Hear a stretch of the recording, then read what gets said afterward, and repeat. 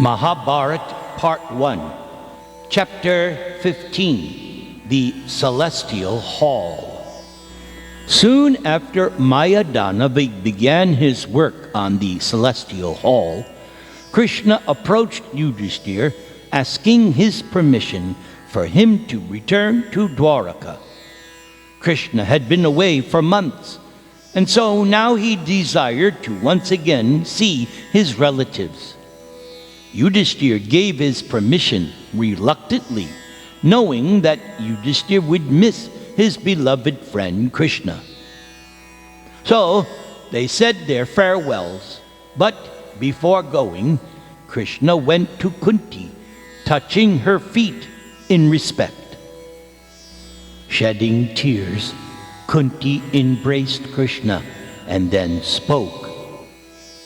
"Oh, my dear Keshava, you are the supreme soul of this universe. You are always kindly disposed towards everyone, but you especially protect your devotees. From the day that Akrura arrived in Hastinapur, I knew that you were thinking of the welfare of myself and my sons. I am confident that whatever difficulties we may experience are arranged by Providence for our ultimate good." Krishna smiled at Kunti and then left, promising that he would return before too long. Then Krishna went to see his sister Subhadra, bidding her an affectionate farewell. After that, Krishna went to Draupadi, who cried at the very thought of Krishna's departure. Like her 5 husbands and mother-in-law, Draupadi constantly thought of Krishna. She bowed at Krishna's feet and worshipped him, praying that he might soon return. After performing the due rites of departure, and after offering charity to the Brahmanas, Krishna mounted his chariot along with Satyaki. He had remained with Krishna in Indraprastha just to learn the art of archery from Arjuna. Surrounded by the 5 Pandavas, Krishna looked like Indra surrounded by the other demigods. Krishna proceeded slowly along the royal highway towards the city gate. Thousands of citizens lined the streets, shouting and waving as Krishna departed on his chariot, which was drawn by the horses Shailya and Sugriva, and bearing the sign of Garuda on the flag. Yudhishthira mounted the chariot and personally took the reins. Arjuna stood on the chariot, fanning Krishna with a golden-handled chamara whisk.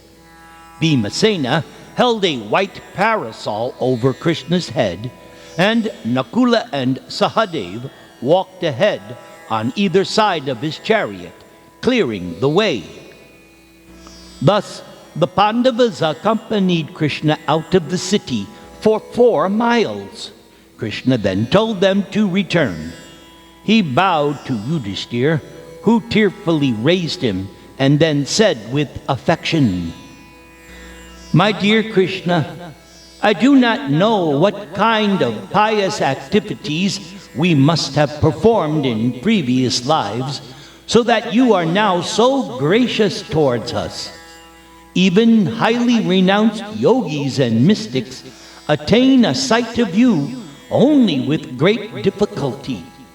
And yet, we are householders engaged in politics and worldly affairs. I cannot understand why you are so kind to us." Krishna smiled and then asked Yudhishthira, "Please, allow me to leave for Dwaraka."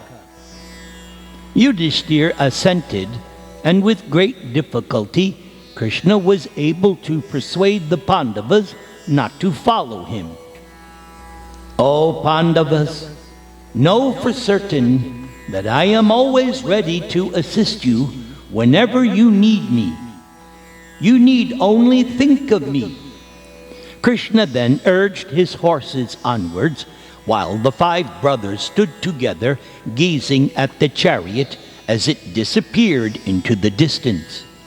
They then slowly returned to Indraprastha, their minds absorbed in thoughts of their dear friend from Dwaraka.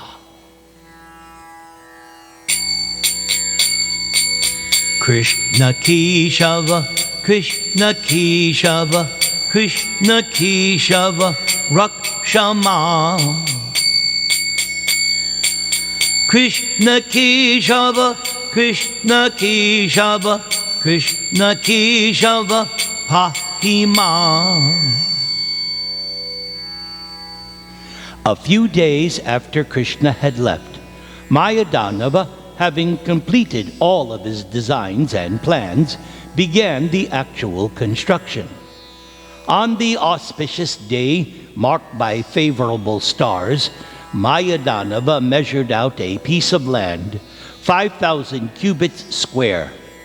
Before commencing work, he distributed charity to thousands of brahmanas. Mayadanava arranged for them to be fed with the finest of food and gave them wealth, invoking their blessings before he began his construction. Mayadanava then erected thousands of golden pillars, upon which he constructed a splendorous assembly hall. After 14 months, the hall was finally completed. It appeared like a mass of new clouds rising up into the sky, and its celestial effulgence seemed to darken the rays of the sun. It was spacious, cool, delightful, and filled with all kinds of wealth. With its golden walls and archways inlaid with celestial gems, and with its crystal stairways worked with coral, the hall surpassed even the Yadu's Sudharma Hall.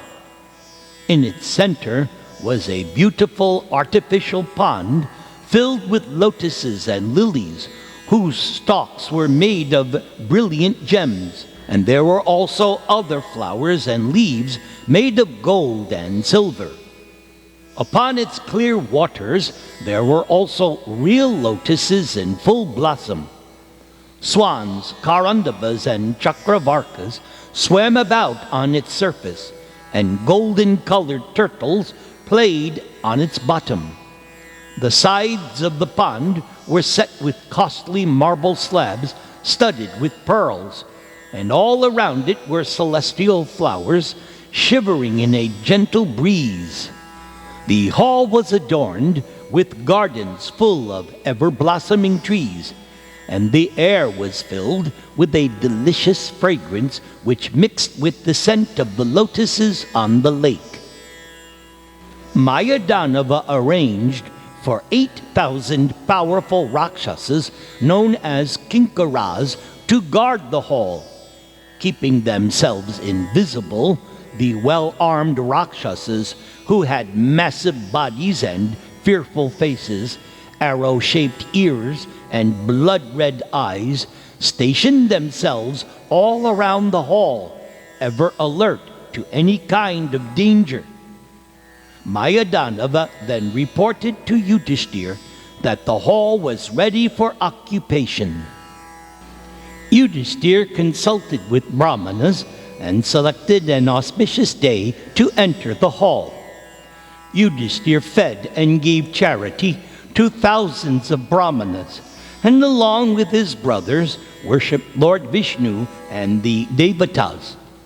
A ceremony was arranged, and actors, bards, singers, and wrestlers exhibited their skill for the pleasure of the Pandavas. A feast was then distributed to all of the citizens of Indraprastha. Precisely at noon, the Pandavas, followed by crowds of rishis, entered the hall through the enormous golden doors at its eastern entrance. They took their places on the jewel-encrusted thrones at the head of the main hall.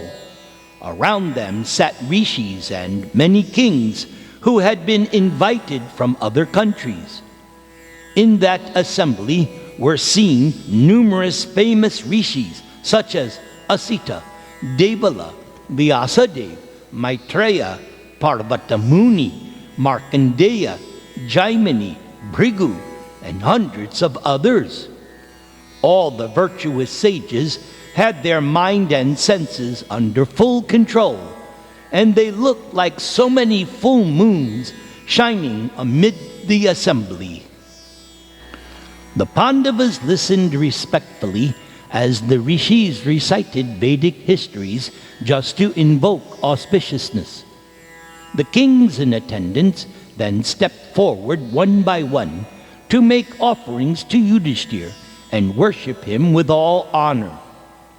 Chitrasena, the leader of the Gandharvas, arrived along with the Apsaras.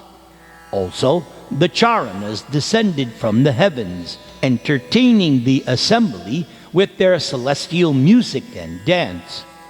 Worshipped and entertained by such beings, Yudhishthir resembled Lord Brahma, seated in his own hall on the highest planet of the universe. Narada Muni Bhajaya Vina Radhika Ramana Name. Suddenly the Pandavas saw Narada Rishi appearing by his mystical power, dressed in a black deerskin with his golden hair knotted on the top of his head. Narada seemed like the brilliant sun rising in the hall. Yudhishthir and his brothers immediately stood up out of respect. They bowed low to Narada, who was accompanied by Parijata, Raivata, and Sumukha, 3 other powerful sages. Yudhishthir offered all the rishis seats, and they sat peacefully as the Pandavas worshipped them with sacred offerings as well as with precious gems and jewels. Gratified, the sages were joyous to behold the wonderful assembly hall. Narada then spoke.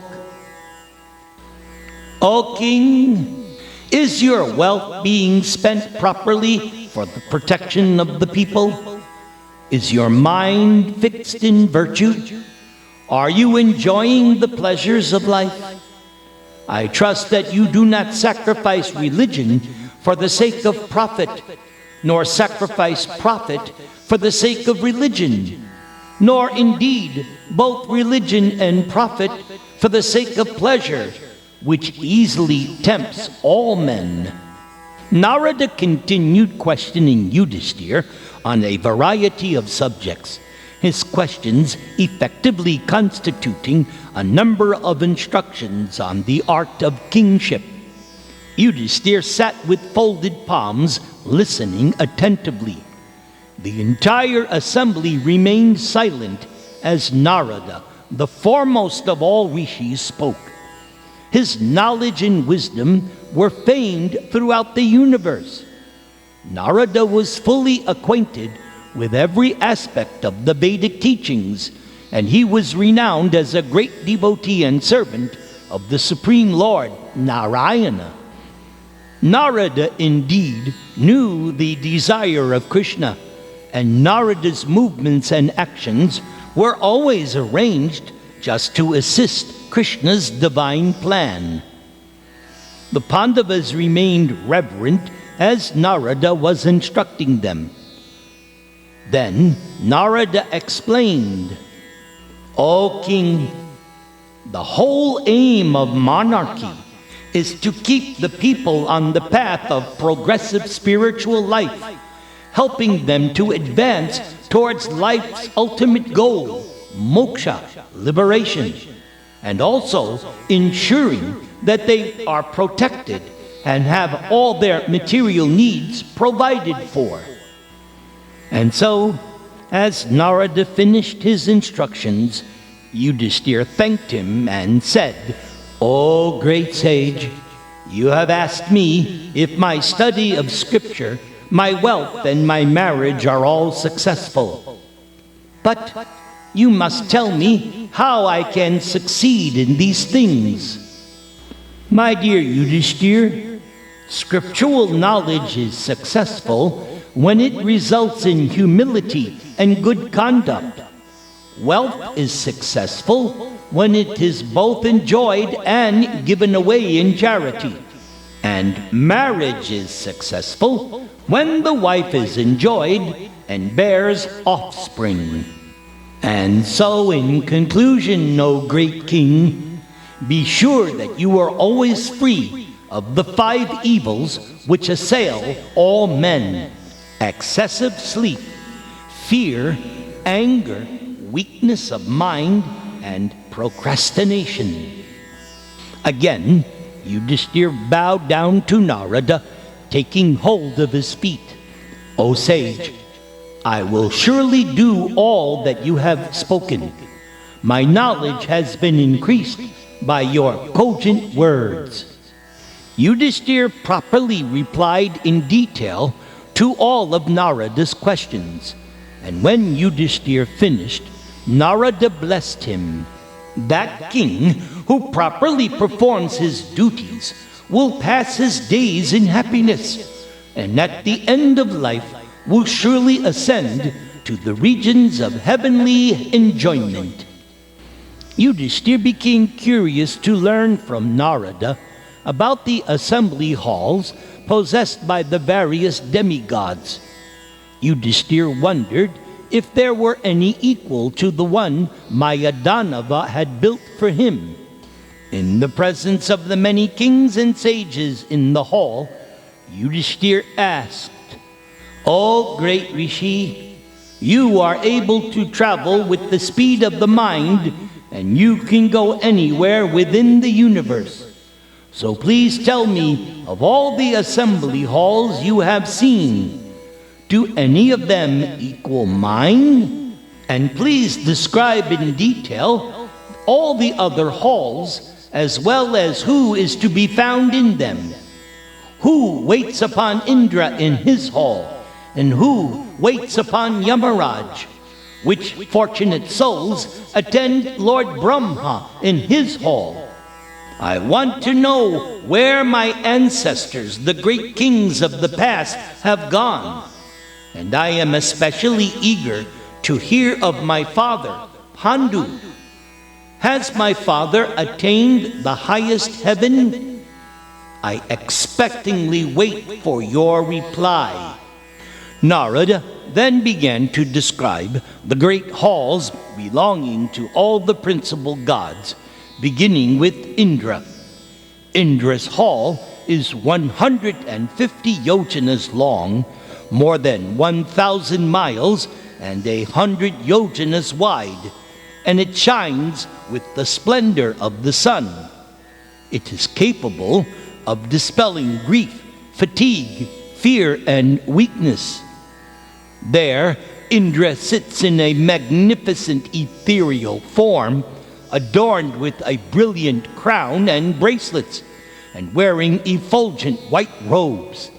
Indra is decorated with celestial garlands of many hues, and by the side of Indra sits personified beauty, fame, and glory.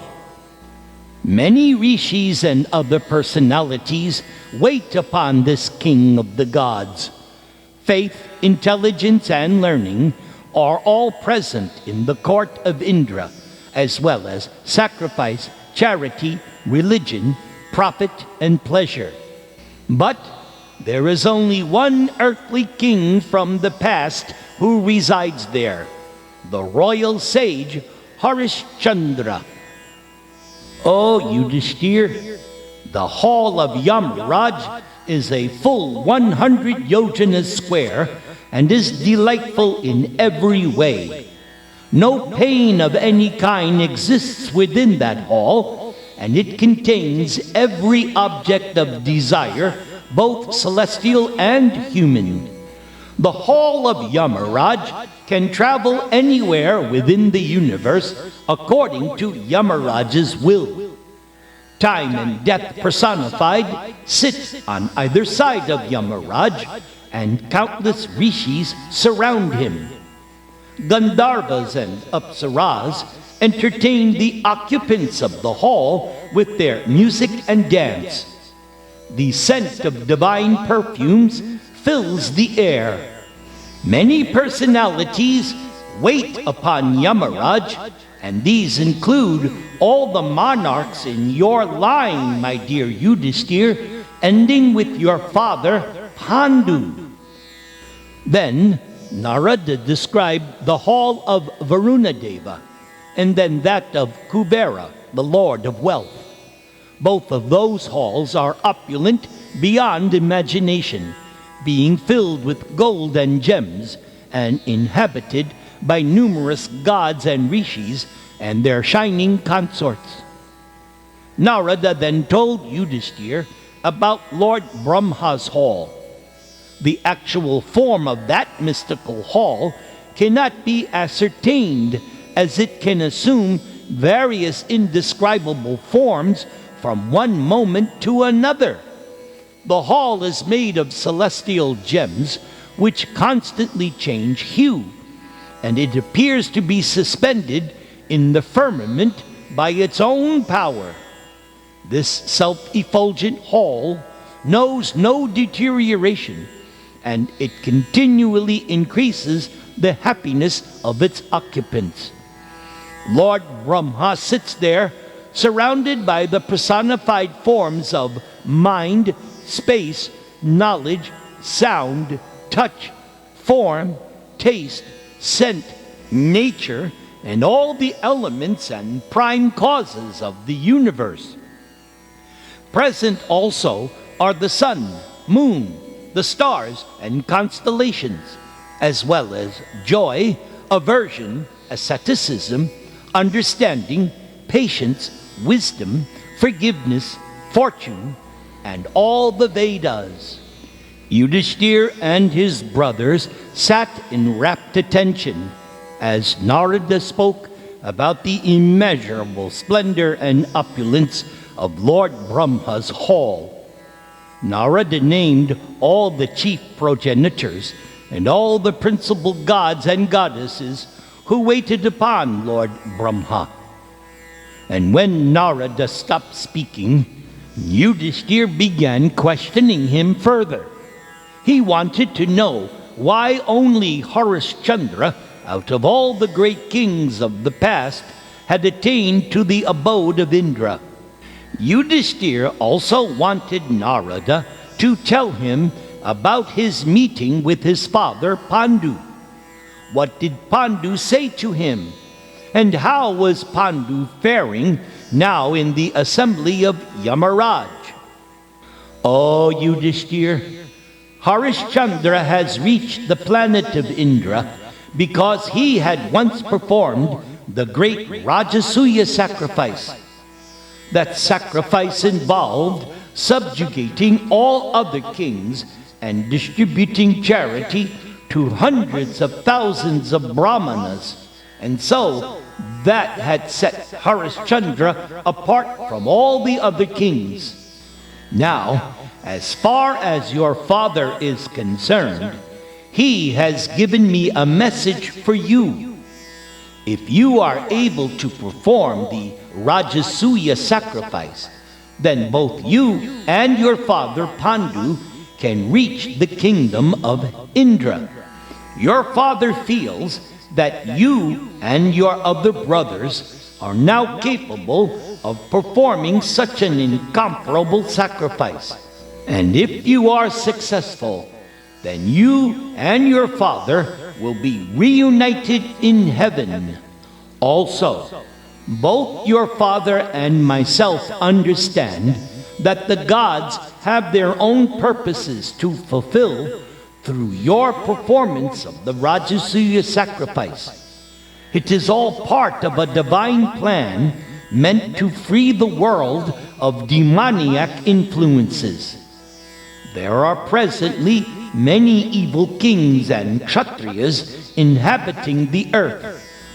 But before beginning the sacrifice, you, Yudhisthira, need to overpower all these evil kings. Only then will you be able to perform the Rajasuya sacrifice. and only then will you be able to establish piety and virtue throughout the world. Narada Muni looked around at the 5 Pandava brothers who sat humbly before him. Narada knew they were all dear to Krishna, and Krishna wanted to use the Pandavas as instruments to fulfill his own desire in order to re-establish true, real religion upon the earth. Therefore, O King Yudhishthir, you should perform the Rajasuya sacrifice.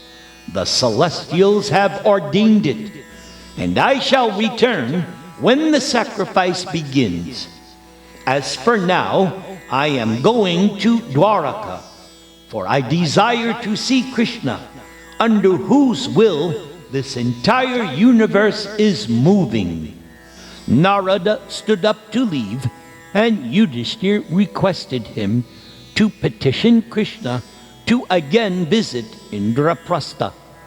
Narada agreed, and the Pandavas all bowed before Narada as well as his companions. The rishis then disappeared into the sky by their mystic power.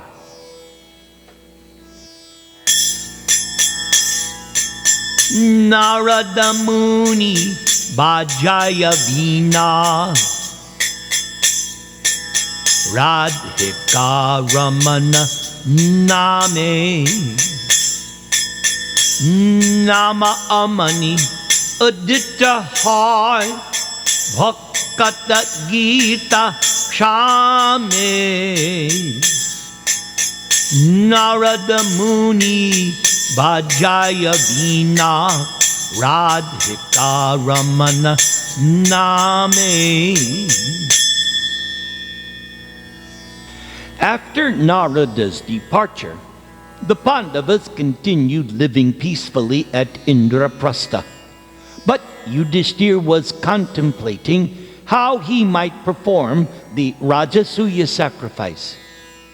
Yudhishthir knew that it required vast wealth. It also necessitated Yudhishthir's being able to establish his indisputable power over all the other kings. How would it ever be possible? There were certain kings who would never accept Yudhishthir as their emperor, such as the mighty Jarasandha of Magadha, for example. Jarasandha was indeed wicked, and he had already conquered all the districts surrounding his kingdom. Why, Yudhishthir had even heard that Jarasandha imprisoned the kings he defeated with the intention to sacrifice them to Lord Shiva.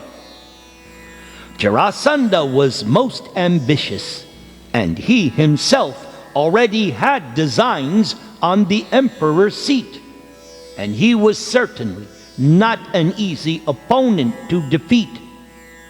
Yudhishthir realized that he would only be able to perform the Rajasuya sacrifice with Krishna's help. Yudhishthir's kingdom was flourishing under his expert leadership, and the citizens were devoted to piety. They had everything they could possibly desire. The Pandavas saw the citizens as family. Yudhishthir was more than a father to them, and no one in the kingdom entertained any hostile feelings towards Yudhishthir. Gradually, he became known as Ajata Shatru, one without any enemy.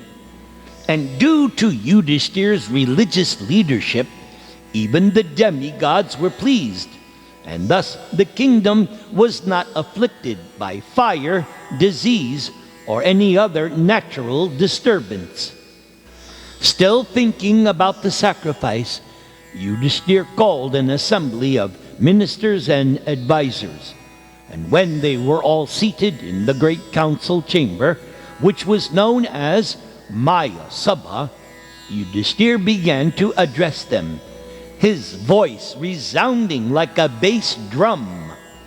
I wish to perform the Rajasuya sacrifice.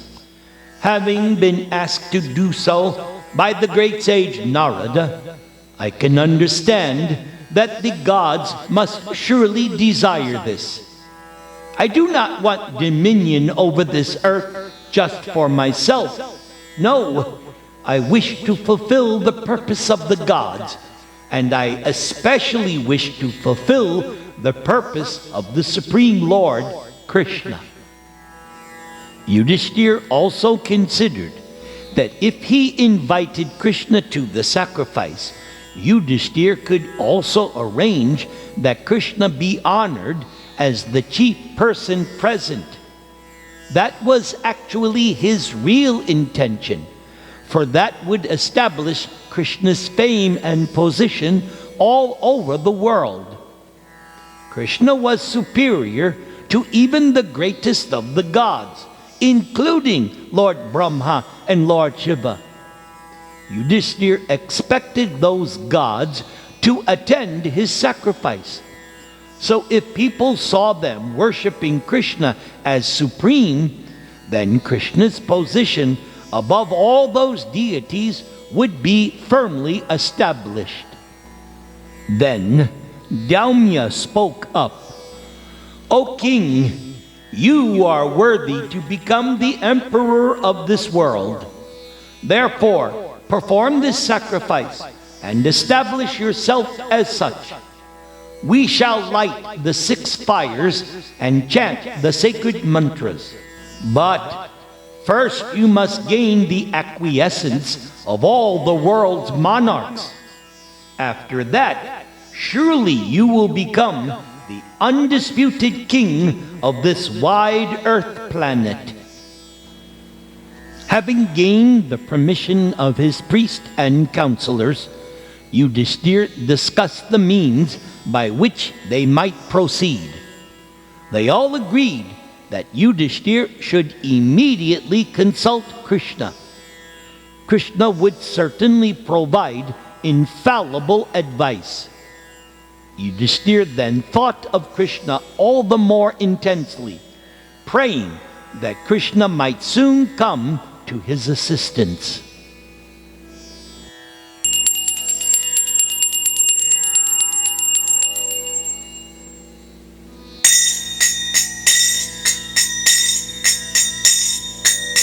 Narada Muni Bhajaya Veena Radhika Ramana Name Nama Amani Udita Hoy Vakata Gita Shame Narada Muni Bhajaya Veena Radhika Ramana Name Amiya Dara Parishe Ghana Shravana Yugale Iya Bhakata Jana Shagane Nache Oriya Apana Iya Narada Muni Bhajaya Veena Radhika Ramana Name Madhuri Pura Asava Pashi Mataya Jagata Jane Kehoba Kande Kehoba Nache Keho Mate Mane Mane Narada Muni Bhajaya Veena Radhika Ramana Name Panchavadana Narade Dhori Premera Shagana Ro Kamalasana Nachia Bole bolo, bolo, Hari bol. Narada Muni Bhajaya Veena, Radhika Ramana Name,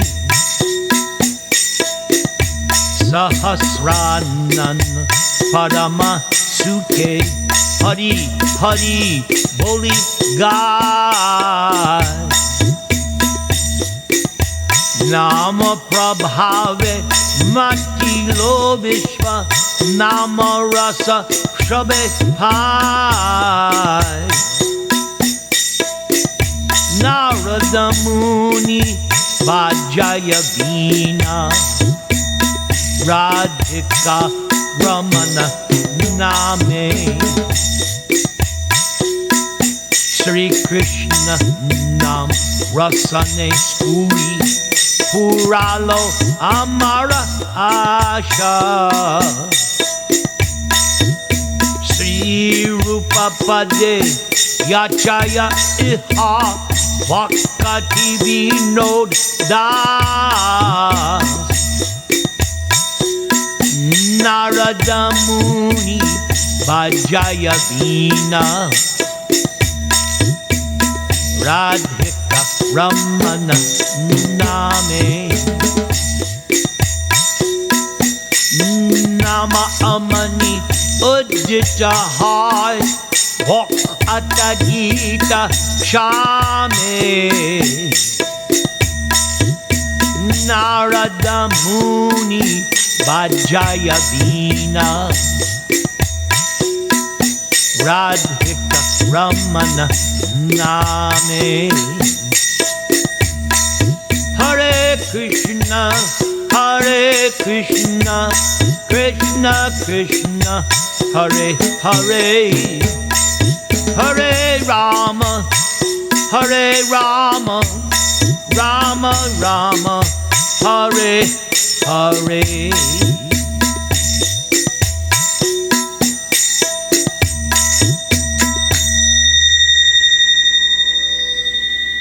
When the great soul Narada Muni plays his stringed veena instrument, the holy name Radhika Ramana descends and immediately appears amidst the kirtan of the Lord's devotees.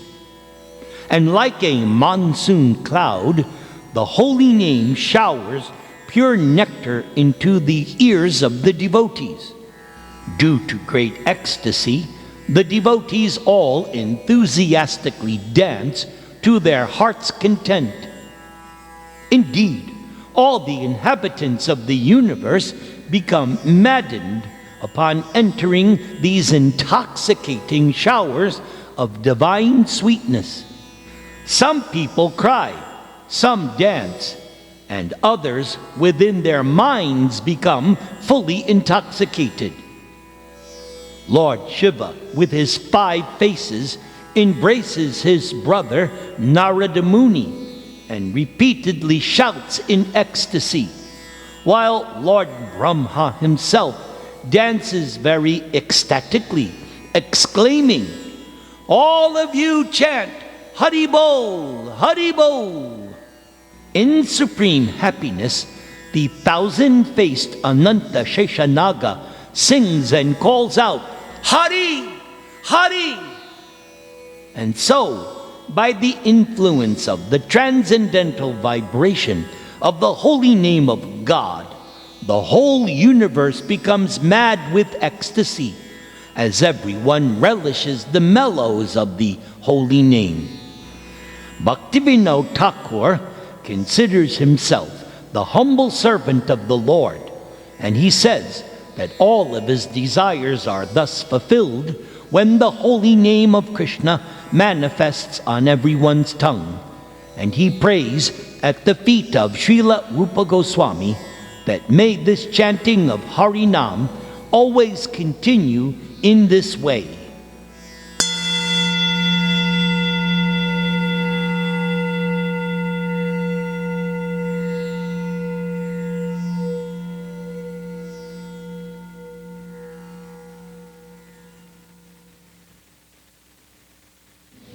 What is that sleep? Yesterday you gave me that mantra, Nishinga mantra.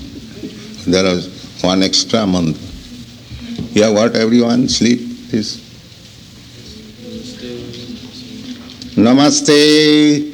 Namaste. Narasimhaya. Narasimhaya. Prahlada. Prahlada. Ladini. Ladini. Hiranna. Hiranya. Kasipur. Kasipur. Bhaksha. Bhaksha. Silatanka. Silatanka. Nakhalay. Nakhalay. Namaste.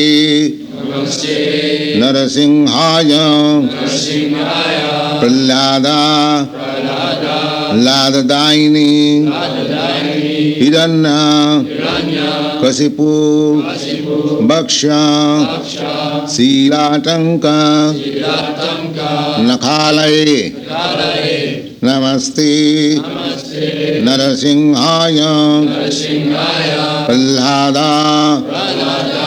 Ladadaini. Ladadaini. Hiranya. Hiranya. Kasipur. Kasipur. Bhaksha. Bhaksha. Silatanka. Silatanka. Nakhalay. Nakhalay. Ito nisinga parat. Paratu nisinga. Paratu nisinga. Yatu yatu yami tato nisinga. Tato nisinga. Bahir nisinga. Hridayi nisinga. Nisinga madhyam. Kesabadhrita narahadi rupa. Jaya Jagadisha Hari. Jaya Jagadisha Hari. Jaya Jagadisha Hari. Again repeat the first month. Namaste Narasimhaya. Prahlada Ladadaini. Hiranya Kasipur Bhaksha. Silatanka Nakhalay. Ito nisinga parato nisinga. Jato jato yami tato nisinga. Bahir nisingho hriday nisinga. Nisinga madhim saranam prabhate. Tabakara kamala varena kama singam dalita hiranya kashipu tana ringam kesabadrita narahari rupa jaya jagadisha hari. Jaya Jagadisha Hari. Jaya Jagadisha Hari. The first one again repeat. Namaste Narasimhaya. Prahlada Ladadaini. Hiranya Kasipur Bhaksha. Silatanka Nakhalay. The meaning of this.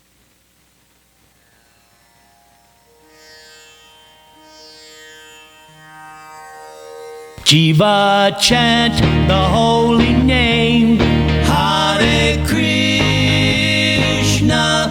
You will never be the same, Hare Krishna. Your eternal spirit soul, Krishna, Krishna. Part and parcel, but not the whole. Hare, Hare. Love of God is life's true goal. Hare Rama. You must try with heart and soul. Hare Rama.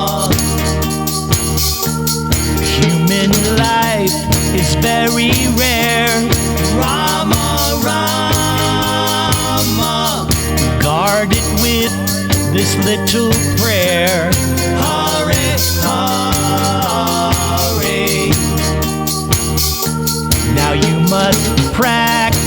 self-control. Hare Krishna. The law of karma will take its toll. Hare Rama. So Jiva, chant the holy name. Hare Krishna. You will never be the same. Hare Rama.